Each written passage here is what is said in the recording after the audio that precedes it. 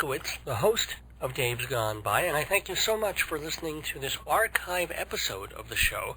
It goes back to June 8th, 2003. It was our 36th episode, and the reason I'm doing this introduction is just to apologize. We've been recording the shows since the very first one, and we have most of them on tape from a pretty good archive source. There was an audio tape machine in the control room, and later on, after the first year, we started recording them on digital audio tape so that they really start to come out a bit better. So sometimes we'll have some sound problems, or it's a little overmodulated, and there isn't that much we can do in retrospect because the recording itself was a little bit compromised. And in this particular case, what happened was it was being recorded on an audio cassette, a 60-minute cassette, which usually flipped over automatically when, the first half hour was done. But unfortunately, for some reason, the automatic flip over flopped. So we ended up missing about 4 to 5 minutes of material, and unfortunately was not salvageable. It was a live interview I had on the phone with theater critic and expert Ellis Nassour. So I got the first part of that interview down, but the rest, alas, is lost forever, unless some Venusians or Martians or Uranus people, no jokes please, are up there receiving the sound waves from their original broadcast and are just hearing them now and can beam them back at some point. But for all intents and purposes, those couple of minutes are lost, which is why the show runs a little short, and I do apologize. But the rest of the show is all there, and I think it's a lot of fun. Ellis is a great conversationalist. Plus, you've got the rabbi doing a whole bit about Shavuoth, and the news gone by, that satirical segment that people seem to like a lot. So I hope you enjoy the show. My apologies again, and if you want to contact me, it's davesgoneby@aol.com, or check the website, davesgoneby.org. Keep listening to my show live or on the air or recorded anywhere you find it. I'm always grateful to listeners, and I hope you enjoy the show.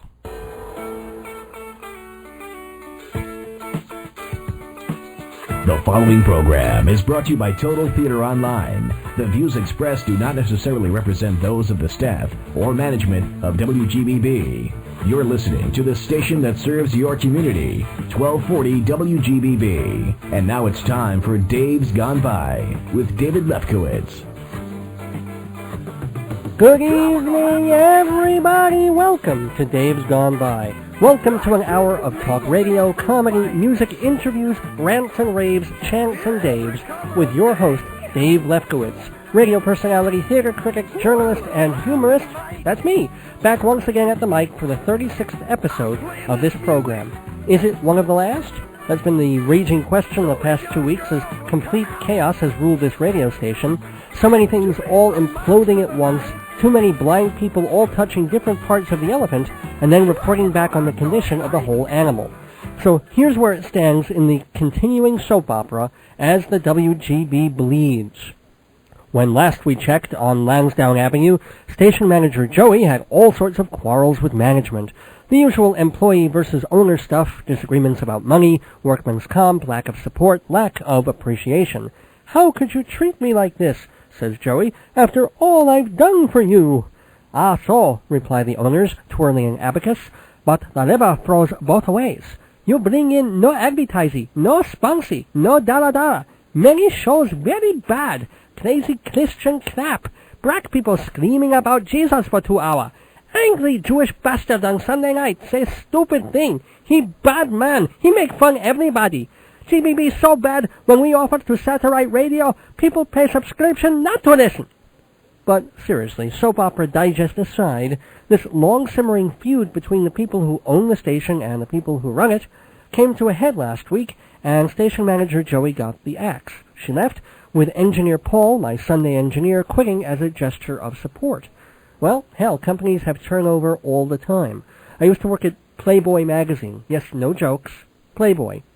The one with a bunny rabbit logo, but the logo for the advertising department should have been a revolving door, because every 12 to 18 months, half the middle management would get canned, and the other half would look at their calendars and start counting down to the next 12 months. But the interesting thing about Joey and Paul exiting WGBB is that they weren't just a couple of employees emptying 2 desk drawers and walking to the parking lot. When they left with their personal belongings, they took half the station. I'm talking CD players, mini disc players, audio equipment, wires, shelves, turntables. All of these things were bought, paid for, and repaired by these 2 people. Why did they do this out of their own pockets? Well, you talk to them, and they'll say that if they didn't, they would have had to run the station on 2 cassette decks, a car stereo, and a Victrola. So Joey and Paul took what belonged to Joey and Paul, which means show hosts were coming to the station all last week, and they'd look around in shock. Not just because a few posters were taken down or a Xerox machine was moved out of one office into another, but because the place looked gutted. Almost every piece of equipment that was not absolutely necessary to keep the radio station functional was taken back by the rightful owners. Now, for their part, management rushed in to replace what was essentially repossessed. But if the station had the functionality of a high school AV room before, now it has the feel of a radio mash unit, with everyone stringing 2 cans together and hoping for a signal. The computers are gone, so there's no internet access, no show backup on the hard drive, no audio editing anymore. There seems to be only one working tape deck, so you can play something on cassette, but if you do, you can't record your program at the same time. Which means if show hosts want a copy of their programs, and they're playing stuff on cassette, they have to tape it at home and just pray that the signal, the 1,000-watt signal, wink wink, doesn't get overtaken by static and the sound of Yale football games bleeding in from a station in Connecticut. And worst of all, perhaps, most damaging for me and other hosts, is the loss of the website. WGBB.com is currently offline, which is really a disaster. One thing that made doing this program worthwhile, that compensated for WGBB's lack of promotion, lack of coherent format, shortage of proper equipment, paucity of adequate pre-production facilities, underpowered signal, was that if you did a good show, okay, so it didn't come in clearly 5 miles away, but people could listen to it on the internet. It was always hard to tell how many local listeners I had, unless I got phone calls here and there, or people would see me putting up a sign for the show at the railroad station and go, "Oh yeah, you're that guy." But I would get emails from all over the country, often from people I went to school with or worked with years ago, and they're like, "Oh cool, I heard your show last week. You suck." No, but I could also approach advertisers and sponsors confidently, because I could say, "Look, Dave's Gone By may sound garbled coming out of your stereo system, but if you listen through your computer, it's clear as day." Well, here comes that rainy day. The website is down and the streaming is off, and I don't know when or if it'll be turned back on again. So all those people who are listening, certainly dozens, maybe hundreds, potentially thousands, via the internet, they're stuck. Because again, the web stream was a courtesy of Paul and Joey, not the station. So everything is down to the bare bones here. And this all comes at an inopportune time because I'm going out of town next week. First time I'm getting away in nearly a year. I'm going to St. Paul, Minneapolis for a conference of the American Theater Critics Association, a great organization I've been part of for more than a decade. And once a year the group meets in a city in America, places like Louisville, Chicago, Cleveland, Seattle, and we see theater, there are panels, sightseeing trips, lots of food, and it's pretty neat. And I've gotten to see a bunch of different parts of this country just by belonging to this guild. But because of the trip, I'll be out of town next Sunday and unable to do a live show here. First time since I went on the air last October that it won't be a brand new live program. Actually, there was one night in midwinter, the night of the great blizzard of '03. I had a cold and I didn't want to brave the elements, so I played a pre-recorded so-called emergency show of Bob Dylan music. But even then, the first half hour I did live over the phone from my home. But I don't have that option next week, so I wanted to pre-record a new episode before I flew away on the 15th. And at first people at the station were saying, "No way, can't do it, not enough staff, not enough equipment." Then, late in the week, that changed, and they were like, "Yes, we'll make it happen, come in." They were even going to rehire engineer Paul, who quit, to come back and help with pre-production for a day. So I stayed up until 3 a.m. Thursday night bashing out ideas for a special program I could record the next day, only to find out the next day that the equipment wasn't there. My extremely simple technical needs were now beyond the capabilities of the facilities, and I was out of luck. Which was dismaying, since I put together a special show for my dad, next Sunday being Father's Day, and also for my wife, Joyce, whose birthday is on the 16th. So, I'm a little angry, but I didn't want to get on the air tonight and bitch. No, really, I didn't want it to become, oh, WGBB is this and the station is that. A, because that's not terribly interesting. B, because things may improve in the weeks ahead. And C, what's really going to happen is by midsummer, this location will be closed down. Everything will move to another studio where the owner has a sister station in Babylon. Now that place is in K-Rock, but apparently they have a lot of computers and a decent pre-production studio, so perhaps all hope is not lost. Still, I've titled this edition of Dave's Gone By, I Have No Idea, because honestly, week to week, I have no idea what the next week will bring.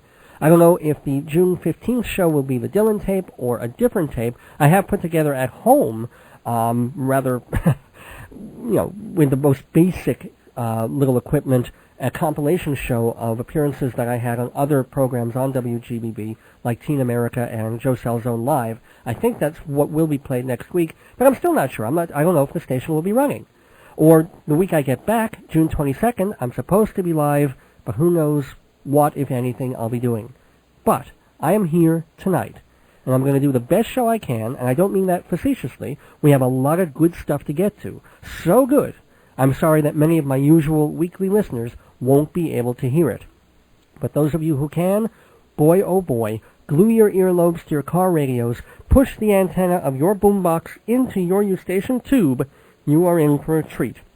Of course, we have the news gone by, our weekly look at current events from a dyspeptic perspective, and because it's Tony night, as we speak, the 2003 Tony Awards are happening at Radio City Music Hall, so I'll be talking to a friend and colleague, someone who's been covering the theater for decades now. He's written and produced a show about Patsy Cline. He's written scads of articles for Playbill magazine, for City Guide, for Total Theater. He's Ellis Nassour. And no, we're not going to predict the Tonys because there's no point. They're happening now. But we are going to talk about the theater season, all the good stuff and bad stuff, and we'll chat about the upcoming season, a few surprises already. I think Ellis also has a cool story of Antoinette Perry, the lady the Tonys were named after. He's quite a theater maven, and I'm excited to have him on the program tonight. And if that weren't enough to fill a show with joy and wonderment, I have another special guest. He's been on the program several times before. He's back with us again to celebrate the harvest holiday of Shavuoth. Of course, I'm talking about Rabbi Sol Solomon, Chief Rebbe of Temple Sons of Bitches in Great Neck, New York. You don't have to be Jewish to love Rabbi Sol, although non-Jews have complained that whenever he recites poetry, their foreskins itch. Don't ask me why. So that's the very full program we have for you this evening. We're still here, still going by, still reminding you that if you haven't guessed it already, this program is rated DGB-13. No obscene language or anything like that, but some of the subject matter and point of view might be inappropriate for your stupid, ugly, and unpopular children. So, little ones, stay away from the radio. Big ones, crowd around, because the fun starts 60 seconds from now! If you're a good American, that means you like to own things. Well, now's your chance. You can own a piece of my show. That's right, Dave's Gone By is ready to promote you. If you have a product, event, or service to hawk shamelessly, you can buy 30 or 60 seconds of advertising time on my show. You can even be a sponsor. Just imagine. This week's News Gone By is brought to you by you. We'll be right back after this word from your product. Advertising on Dave's Gone By is cost-effective and reaches listeners not only on Long Island, but thanks to WGBB.com all over the world. To get a piece of the Dave, call 516-295-1511 or email davesgoneby@aol.com. To see our disgustingly low ad rates, check our website, hometown.aol.com/Dave's Gone By. Remember, you could be talking to you right now. Are you listening? Welcome back to Dave's Gone By. Those of you who are listening, it's 8:11 p.m. and time for the News Gone By, a look at events of the past week from a perkily pessimistic perspective. In political news, President Bush visited Auschwitz this week. Surveying the shower stalls, ovens, and mass graves, the president told reporters, at last, a Middle East peace plan that actually works. But seriously, and I'm sorry I blew that joke, both the U.S. and Israel are being cautiously optimistic about new Palestinian Prime Minister Abu Mazen. They're hoping he can guarantee peace on the condition that Israel gives up the occupied territories and America grants them statehood. For his part, Mazen told Al Jazeera TV last Saturday that because Israel has accepted Bush's roadmap to peace, militant Arab groups will end their suicide and homicide missions in 20 days. That sounds cool, but why 20 days? Why not tomorrow? Why not last Sunday? Doesn't it make you wonder what the Arabs have in store for day 19? Scud missiles diving into the Knesset, 100 exploding knapsacks tucked against the Wailing Wall. Then the next day, day 20, it's like, okay, we're done, let's talk peace. For their part, Israel has also promised to be more careful when dealing with protesting civilians from international nonviolence groups. Instead of mowing them down or shooting them outright, the Israeli army will dress them in long black coats and furry hats, drive them to the center of Syria, and let them find peace on their own. News from the art world. An art gallery in the UK has come under fire for designing a satirical poster very similar to a well-known postage stamp. Like the stamp, the poster depicts Queen Elizabeth II in profile. Unlike the stamp, on the artwork she's shown wearing a gas mask. The Royal Mail has filed a cease and desist letter, but the gallery is refusing to withdraw the work. They say the poster and the real stamp are actually very different, so there's no infringement of copyright. The irony is that Queen Elizabeth does own a gas mask, though she hasn't needed to use it since the last time Princess Di opened her legs. In health news, well, the Republicans have done it again, as promised. Not only have they plunged us into war, economic recession, media monopolization, and international disdain, they finally got their grubby little white hands on abortion. Not all abortion, you understand, just partial birth. This week, the House of Representatives approved a ban on these admittedly gruesome procedures, which end late-term pregnancies by stabbing the fetus in the head or neck. As House Majority Leader Tom DeLay put it during the debate, quote, "Think of the frantic wriggling of that little body in that gloved hand." Oh, sorry, I was thinking of the 8-year-old I sodomized last week. But seriously, very seriously, the awfulness of this ban isn't so much about stopping the killing of what some might legitimately consider a new human life. It's about the complete disregard for the endangerment of another already grown human life. The reason Bill Clinton vetoed the same kind of a bill is that there were no provisions for protecting the health of the mother. Said Democrat Lynn Woolsey, quote, "Things can go tragically wrong in the final stages of pregnancy. A woman should not be required to risk her health and future fertility by continuing a dangerous pregnancy. Proponents of the ban say that the procedure is never medically necessary to protect a woman's health, which misses the point. The procedure is still to stop an unwanted pregnancy, to keep someone who does not want to bring up, care for, or pay for a child in this overpopulated world. That this person was unable to come to a decision until the 5th or 6th month of pregnancy, or was unable to afford a competent doctor until that point, that should not be held against the woman. The only good news here is that a different bill, sponsored by both a Republican and Democrat, would have banned all late-term or quote-unquote post-viability abortions, but that was mercifully shot down by more than 2-1. President Bush is eager to sign the House ban into law, of course, showing that, as usual, right-wing conservative Christian Republicans care so deeply about babies and young children, they have no compassion left for anyone else.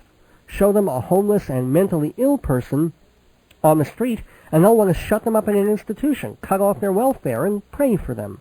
But a little blob of goo floating around in an amniotic sac, this is sacred, this is a living person, this must be protected above all costs. A little foreigner works hard all his life, drives a cab, scrabbles and scratches for everything he has. He can be herded into Guantanamo Bay for a year without any rights or comforts. But a bragging little 8-year-old turns on the radio and hears the F word. Oh my God, the children, we must protect the children. I say, screw the children. Not literally. Screw the babies, screw the fetuses, to hell with the embryos. Children are not the future. 20-year-olds, 30-year-olds, 50-year-olds, they are the immediate future. And if they have nothing, if they have no say in government, if they have no good job with enough money to live decently, if they have no means of saving the environment, caring for the elderly, managing the sick and indigent, well, what's the point of saving the unborn if the born are digging for salvage? So, okay, the Republicans got their way. Partial birth abortions will be verboten. And if they stop there, I guess I'm okay with it. But if bibliocrats now go after all abortions altogether, and if Bush is in the White House long enough for a Supreme Court judge to keel over, well, folks, it's coat hanger in the alley time. But don't despair. If you're an expectant mother and you don't want to carry the fetus to term, there's still one foolproof way of terminating the pregnancy. Take a small handgun, a .22 will do fine, take one bullet.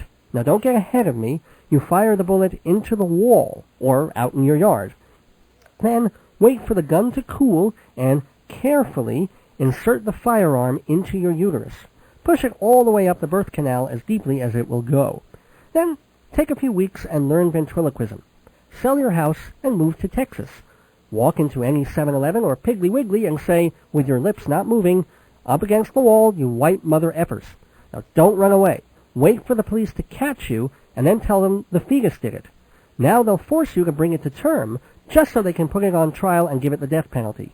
Wait a few years for all the legal crap and the ACLU delays to be denied, and voila! With one lethal injection to your child's arm, you get a full-term abortion without the bleeding, pain, or emotional baggage. Oh, sure, it's a little more complicated than just setting up a doctor's appointment, enduring the procedure, and then recovering. But if that becomes illegal in the next couple of years, this could be an option. Oh, wait, I forgot the most important part. In order for this to work, as soon as the baby's born, you have to cover it from head to foot in black shoe polish, because that baby's not going to get put on death row unless he looks exactly like everybody else on death row. Well, that's just my 2 cents. But speaking of children, here's a little story out of Jackson Heights, Queens. William Reaney, a 47-year-old social studies teacher, was arrested, not for molestation, not for sodomy. No, he's being punished for punishment. Students at IS 145 who ran into trouble were given a choice: detention or corporal punishment. Reaney would spank naughty students with a hairbrush. Now that would be almost acceptable in the 1950s kind of, well, more teachers like him and we'd have fewer kids on the street doing crack kind of a way, if it weren't for the extra twist. Reaney would administer his hairbrush spankings off school grounds in his van. And everybody knew there was a problem. In fact, Reaney was suspended for 6 months 3 years ago for spanking a kid, but the incident blew over when the child refused to testify. Now, when the principal tried to get Reaney to change his methods, Reaney told him, "Bug out." The principal replied, "How dare you tell me to bug out?" And Reaney said, "No, not to bug out, but out. I want to spank it." In advertising news, 2 guys from Michigan are very, very, very rich men after winning a lawsuit against Yum Brands, Inc. Now, that's the parent company of Taco Bell. And the 2 guys apparently proved to a jury that they were the ones who thought of the idea of a talking dog for the commercials. You know, the little chihuahua who says, "Drop the chalupa," and "Yo quiero Taco Bell." Yeah, and Thomas Rinks and Joseph Shields say that they were never given credit for their idea, and unless an appeals court knocks it down, they will collect $30 million in damages for a talking dog. I don't know. I'm happy for them, I really am. If they truly came up with the Chihuahua thing, they're entitled to their cut. But I want to go on record saying this. I have an idea. Multi-million-dollar idea. It's about a product, a beverage of some kind. Maybe a soft drink. Maybe something with a little alcohol in it. And this product will have really bright and cheerful and noisy TV commercials. And on those commercials, good-looking men and women playing some kind of sport, maybe volleyball or perhaps touch football or hacky sack. And the women all wear revealing tops and bikinis, and they have great bodies. And some of the guys are shirtless, and they wear shorts that display their muscular legs, and they all sweat a lot. They play the game really hard, but they smile while they're doing it. And then they cool off while drinking this beverage, still smiling. Now, this is my idea. I've written it down and mailed it to myself. It's completely copyrighted. Don't anyone take this amazing idea or else I have the right to sue you for millions and millions of dollars. That's just a warning. Now, next week I have another idea. I'm not going to give it away yet. It's, still germinating. But it has to do with a breakfast cereal for children and animated characters who fly around and make the cereal look really, really cool. Now remember, any questions, call my lawyer. And finally, in sports news, home run king Sammy Sosa was suspended for 8 games by Major League Baseball because he went to the plate using a corked bat. Now all his achievements and titles are under suspicion because the tampering may have given him unfair advantage.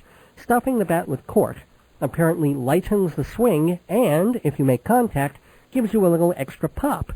Still, if you think that's bad, you should see what he stuffs with cork to keep Mrs. Sosa happy. And that's the news gone by for June 8th, 2003. Please send your comments, opinions, and punctured fetuses to Dave's Gone By, P.O. Box 62, Hewlett, New York, 11557-0062, or email me at davesgoneby@aol.com. We reserve the right to read your letters and emails on the air, name withheld upon request. And folks, I said it last week, and I will say it again. If there was ever a time to either get on our mailing list or climb on board as an advertiser or sponsor or join the Bystanders Club, it's now. Because even if things change further at the radio station, even if we leave this radio station and jump to another one, I intend for this show to continue. But it needs support, it needs money, it needs positive word of mouth, it needs people recommending the show to station managers and program directors and satellite feeders. Not only can you save this show, you can help get it to the next level. So please be there for Dave's Gone By as we've been there for you. Drop me an email at davesgoneby@aol.com or snail mail, Box 62, Hewlett, New York, 11557-0062. Please don't use fake stamps of Queen Elizabeth. She doesn't even let Prince Philip lick her from behind that way. Back in a minute.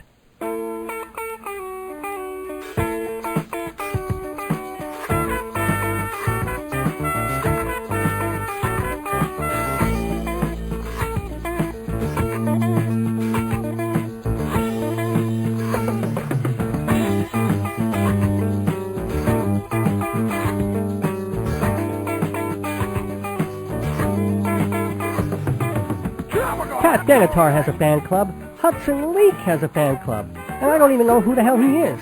So I'm darn proud that Dave's Gone By has a fan club, the Bystanders, where you get neat stuff like a weekly special email, an autographed membership card eligible for discounts on show merchandise, and a 1-hour best-of audio tape with gems from the show and maybe even stuff we couldn't put on the radio. Plus, you get a Dave's Gone By on-the-air greeting. I'll say your name and mention your company or service. Or I'll send out a birthday, anniversary, or get well wish to the person of your choice. Pretty good fan club, huh? And it's only $12 to join.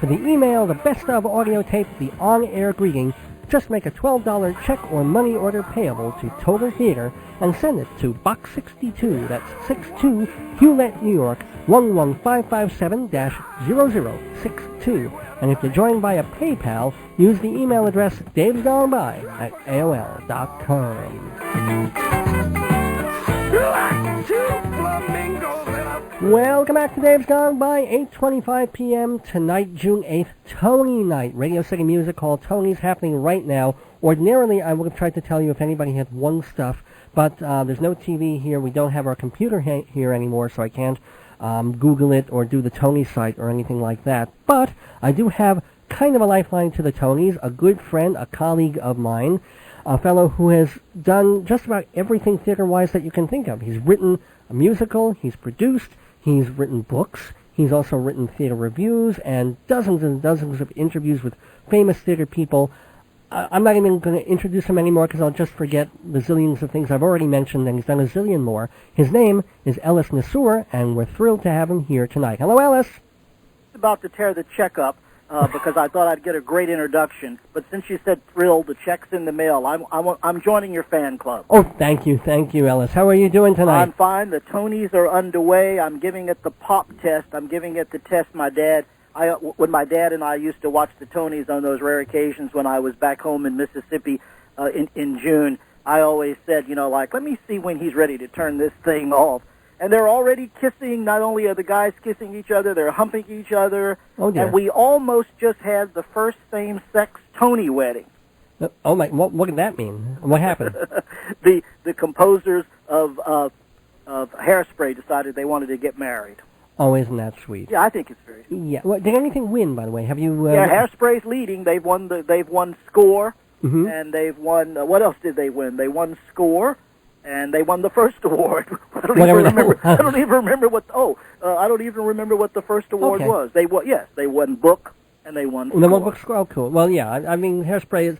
I think we're agreed, or I agree with critic Charlie Gross about a week or two ago that it's going to be a Hairspray night as far as musicals go.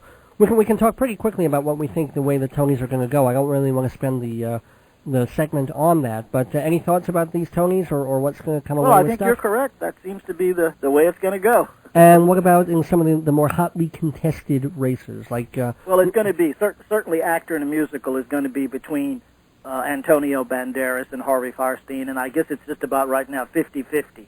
Right. Okay. Yeah, that's how I felt. I mean, there was this groundswell for a while with 9 going, and now suddenly it seems to have shifted to Fierstein because he's just been doing so much promotion. That is going to be... Nine and Gypsy are going to be interesting in the revival category, though, because, it seems like there is some backlash against Bernadette Peters, which, of course, surprises me because prior to a couple of months ago, she was the darling of Broadway, could do no wrong. And evidently all the hype of Gypsy and some of the problems she's had has changed a lot of people's opinions. Well, it's Julie Andrews all over again in the sense that when she was doing Victor Victoria, that's right, her throat gave out. I mean, legitimately, she was having medical throat problems. But tell that to someone who at that point paid $70 or $80 to come in on a Saturday night per ticket, pay the babysitter, go, park the car, and then sit there and say, Julie Andrews will not be performing tonight because her throat's out. Peters has missed a bunch of shows, and now I'm hearing that some of the shows she's in, she's having a bit of distress. She didn't really have much distress when I saw her. I thought she was fine. Well, I did too, but then I saw her after she had a couple of days of rest. Right. And I thought she was incredible, and I really wish her well, and I hope that she can sustain this because it's a tough job, and I thought she did it well. My big question is that, I wonder how the ratings are going to be. CBS has been promoting the daylights out of the Tonys for the first time since they began airing it, and I wonder if an X-Man, an NSYNC man, Billy Joel, or Sarah Jessica Parker's bustier of a dress can save the Tonys and build it up in the ratings. Well, I'll tell you what. Unfortunately, Jackman is no Bill, as he just said, he's no Billy Crystal. Oh dear. All right. Well, at least I hope he's. I admire the fact that he's there. Okay. Well, I guess. I mean, one thing I did read is that Spanish television is also simulcasting it because Banderas is there. Yep. So that'll give it, on some level, a whole... He's hot right now. All right, well, fine. And he's born for the stage. Do you think he's incredible in 9? I think he stunned me. And let's get to plays for a little bit. Okay. There were not... I think there were 6 actual plays, between 6 and 8, the whole year, the whole season on Broadway. They really didn't explode, did they? I guess Take Me Out exploded for me. I thought it was wonderful. Yeah, that's about... I mean, that's got to be the winner. Yeah. I thought Enchanted April was charming and lovely, but it's a Take Me Out year. Broadway, off-Broadway, cabaret! These are magical words, conjuring up an oilum of great entertainment. If you want to know everything about what's happening on the stages of New York, you need to get Performing Arts Insider magazine. For 60 years, Performing Arts Insider has been a Bible of the industry, Old Testament only. It tells you when shows are opening and closing, what they're about, who's in them, who wrote them, designers, producers, managers, box office info, everything you need to know about theater, opera, and dance, all the things Jews go to. As the chief rabbi of Melnik once put it, Performing Arts Insider is a godsend, all the facts at your fingertips. For more information, how to subscribe or get a sample issue, call 516-295-1511 or go to www.totaltheater.com and click on Performing Arts Insider. Mazel tov, Kinder, und für alle sein gesehen. Congratulations!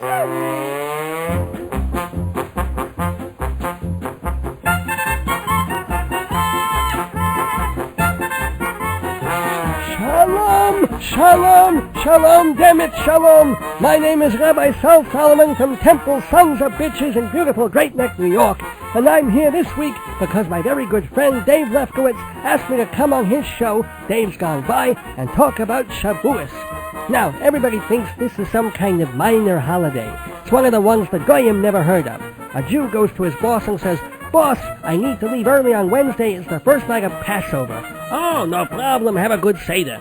"Excuse me, Mr. O'Malley, just wanted to remind you I'll be out Tuesday and Wednesday for Rosh Hashanah." "Oh, thanks for the heads up. You know, the office is closed on Yom Kippur, so you don't even have to use a sick day then." Now, these are holidays the Goyim know.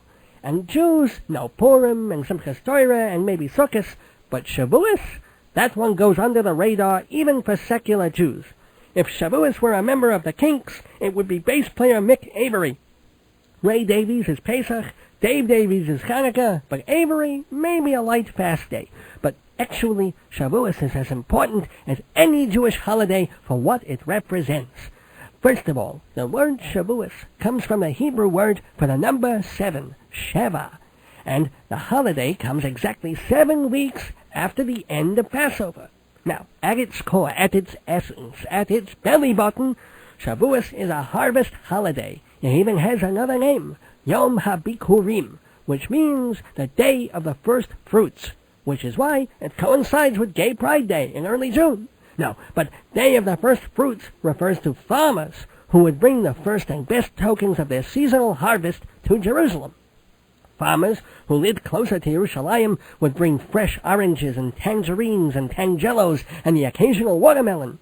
Planters who lived further away would bring fruits that would stay better, like raisins and dried apricots and fig Newtons. Only they weren't called fig Newtons then, they were called fig Yossels. One day, Yossel stuffed a couple of figs in some pita bread and said, "Hey, this isn't bad for a snack. I just wish someone would invent chocolate so I could do something with all these peanuts." But it was a big celebration, a parade to the holy city, with music and feasting and happiness if there was a good harvest. But Shavuoth is more than just an agrarian orgy. It's also the day we celebrate the giving of the 10 Commandments on Mount Sinai. The children of Israel were wandering through the desert, wandering, schlepping, dragging themselves across the desert until they see a big mountain. And all around it is green and beautiful with food and water. And that's why some synagogues get decorated with flowers and leaves and fruit on Shavuoth to commemorate this oasis. So, the Hebrews set up camp while Moses went up to the mountain to go have a chat with God. The Jews had just gotten out of Egypt, which was a good thing, but now they wanted to know whether they went through all that trouble of exodusing for nothing. "Thank you, God," they said. "Why don't, we don't have to be Pharaoh's caddy anymore. But now, do we have to spend the rest of our lives in a sand trap?" And God's answer was, "Yes. The minute I turn my back, you're worshipping idols. You're watching American Idol. You're being virtual Goyim, which is not appropriate behavior for chosen people, especially when I'm the one doing the choosing. So you are all going to wander in the desert for 40 years and die there. Oh, but don't be glum, because your children, they will see Eretz Yisrael. They will reach a place called Israel, a land of milk and honey." Actually, it was just a land of more sand, but at least it was a home, a place they could settle down, plant, irrigate, and grow milk and honey on milk trees and honey vines. Meanwhile, back on Mount Sinai, God said, "Look, I know I said worship me, be good Jews, but I never told you how. Now I will. Here are 613 commandments to follow if you want to be righteous Hebrews." And Moses said, 613? These people barely know enough to wipe themselves. You're going to give them 600 rules to obey? And God said, "What's the matter? A lot of them are just for the high priests and judges, so they know what to do if someone steals a goat or an ass." But Moses said, "God, they get it. They're just not going to go for it." And God says, "All right, what about 300? I'll cut out all that stuff about purifying an altar for sacrifice. They can get that in a pamphlet at Home Depot." And Moses says, "These people are not going to follow 300 laws. Believe me, they'll turn away from you and start worshipping rocks." And God says, "Moses, I know you're Jewish because you drive such a hard bargain. What about 100? Easy number, you could put it in our booklet. You could call the booklet Leviticus and you're all set." "What? Moses, what?" "You know, I shouldn't have let your people wander through the desert. I should have put you all on little yellow buses to Nassau Community College." And Moses said, "Look, God, don't have a hissy fit. I'm just telling you what I know about my people." They were slaves, ignorant because they were kept ignorant, terrified because they were tortured, cynical because they're spending the rest of their lives as nomads. Throw 'em a bone, for Christ's sakes. How about 5 commandments? 5? That's not enough to stop them from raping 10-year-old girls with a Heineken bottle. 20. Still too many, says Moses. 8. Not 8, says God. I never liked the number 8. Too sensual. What about 18? There's a nice Jewish number. 18's good, says Moses, but 9 would be better. Look, I'm tired of dickering with you, says God. It's 15. That's it, 15. And Hashem created 15 commandments just for the sake of giving Mel Brooks one good sight gag in a crappy movie. And God thinks for a minute and says, you know what? Those last 5 commandments are just about how to behave at a police station. Make it 10, I'll put them on a couple of stones, you'll take 2 tablets, and I'll call you in the morning. So, the people got themselves ready, they purified themselves, they blew the ram's horn, for Moses was about to receive the 10 commandments. Now, those of you counting at home, they're divided into 5 and 5. 5 things you need to do and remember, 5 things you better not do, or you'll be struck with fire, pelted with brimstone, and forced to watch that Spanish guitar guy on Home Shopping Network. Okay, these are the 10 commandments, handed down by God, on Mount Sinai, on or around Shavuoth. Number 1, I am the Lord God. I'm not sure why he felt it was necessary to say this. He's up there, rolling thunder, yelling at Moses for a month and a half. Who else would he be? But no, he wants to remind the children of Israel, I am Hashem, who took you out of the land of Egypt, out of slavery. The 2nd commandment, you shall have no other gods but me. Not Jesus, not Muhammad, not Donald Trump, not Bill Gates. And don't make any graven images or golden calves unless you have the golden ankles to go with them. Commandment 3, thou shalt not take the name of the Lord in vain. God damn it, I hate when people do that. Commandment 4, remember the Shabbos, keep it holy. What a wonderful thing Hashem does with this commandment. He doesn't want people working like dogs. He doesn't want humans to just be obsessed with money or getting by or getting stooped or making deals. No. He expressly writes a commandment saying Sabbath is a day of rest. Pray, reflect, sleep, enjoy the company of your family and your fellow men. Hashem makes no guarantees about the other 6 days. Those can suck worse than the Detroit Tigers.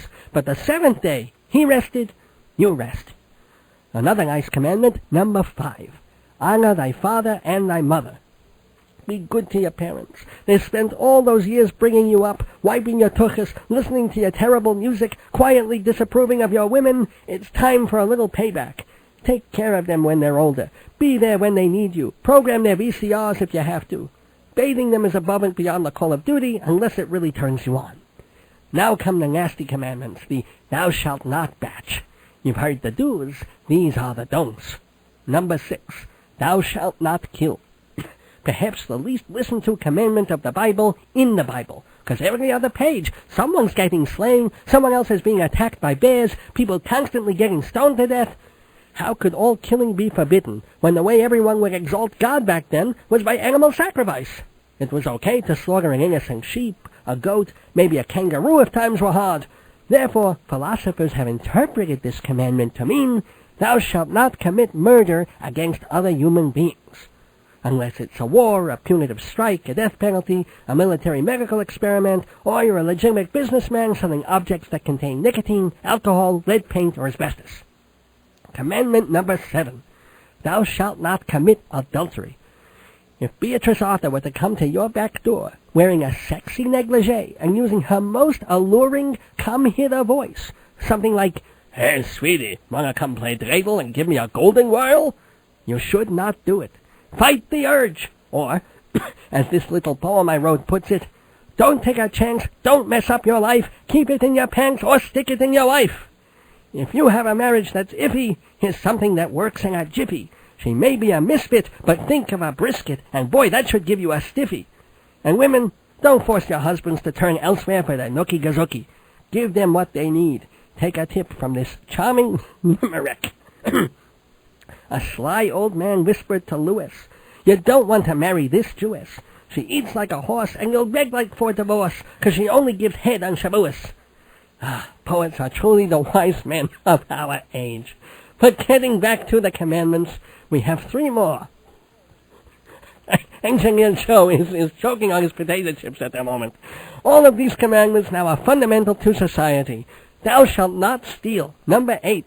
Don't take what isn't yours. Don't shoplift. Don't cheat on your taxes. Don't get free cable.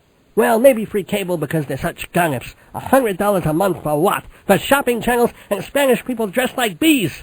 I swear, if Mexican women didn't look like prostitutes with big boobs, it wouldn't be worth watching at all. Boobs, damn it! Now, where was I? Oh, yes. The last 2 commandments. Thou shalt not covet. The sin of envy.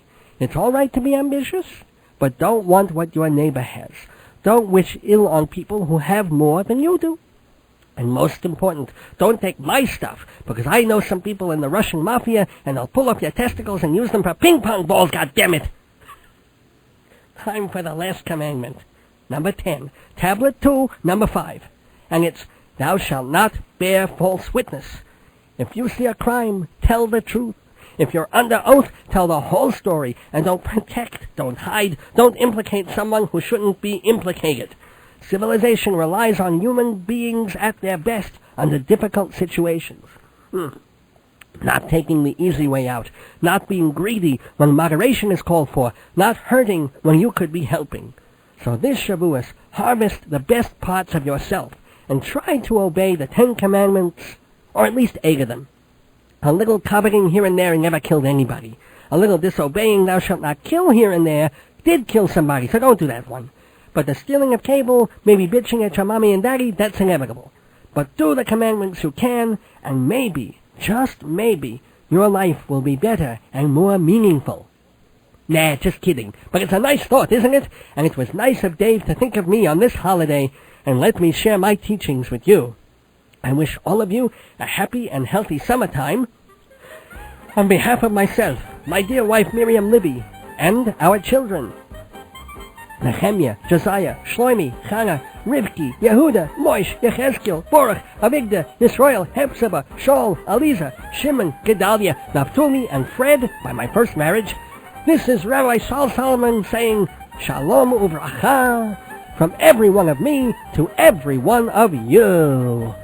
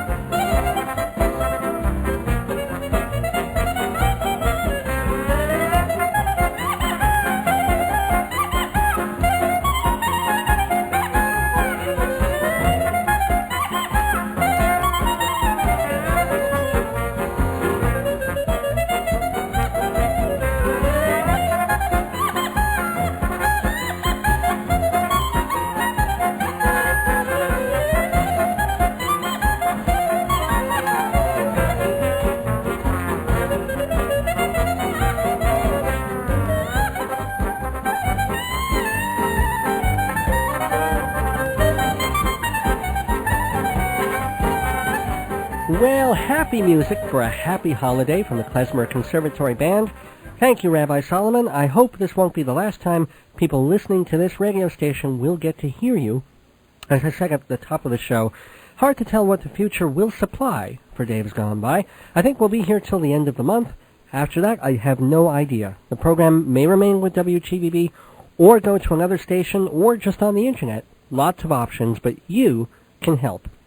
Your support, your letters and emails saying, hey, I like this show, it's weird, it's different, it's funny, it's not the usual garbage, it's different garbage. Just that response, not even money or cross-promotion, just hearing from you, allows me to approach other venues and say, Dave's Gone By has an audience, a following, a devoted cult, willing to wear white sneakers and drink the Kool-Aid when I tell them to.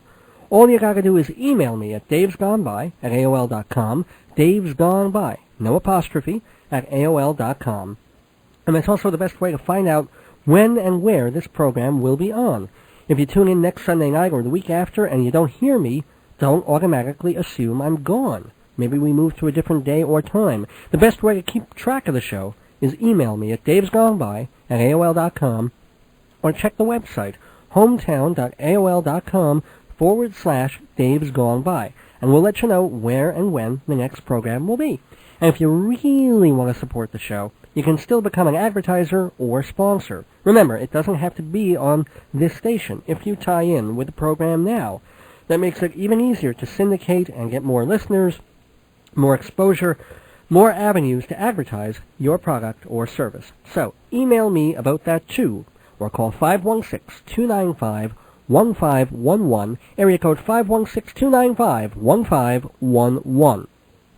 And if you're just a listener who wants to help the show with a non-tax deductible contribution, you can still join the Bystanders Club. Just $12 and you get a free best of audio tape among other cool stuff. Or you can buy audio cassettes of previous programs. They're almost all available. You can find out more by going to the website hometown.aol.com/Dave's Gone By. If you forget the URL, just Google search Dave's Gone By and we're right up top.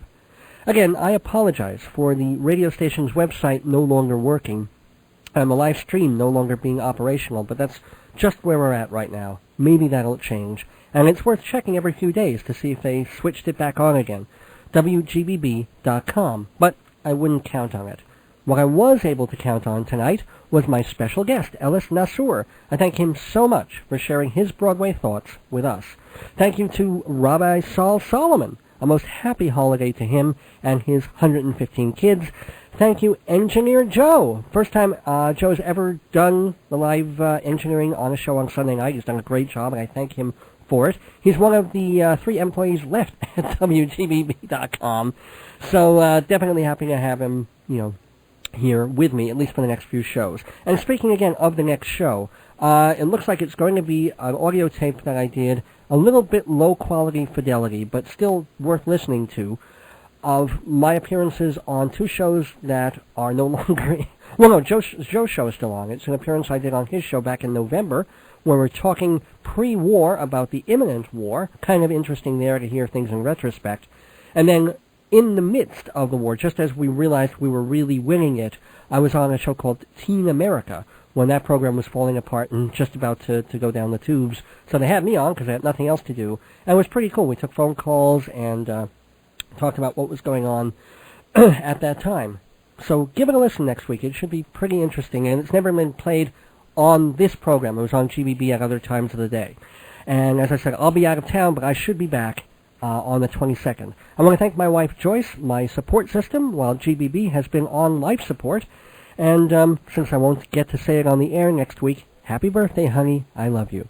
And I love all of you for listening and for your loyalty week after week. So do tune in next week, 8 o'clock, Sunday night.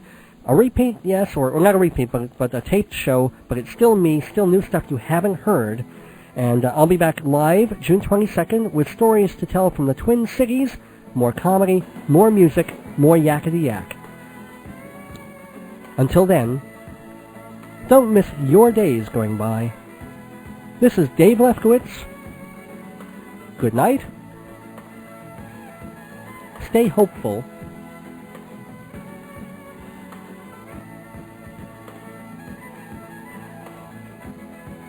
And gone by. I will stroll a merry way and jump the hedges first. Drink the clear, clean water for to quench my thirst.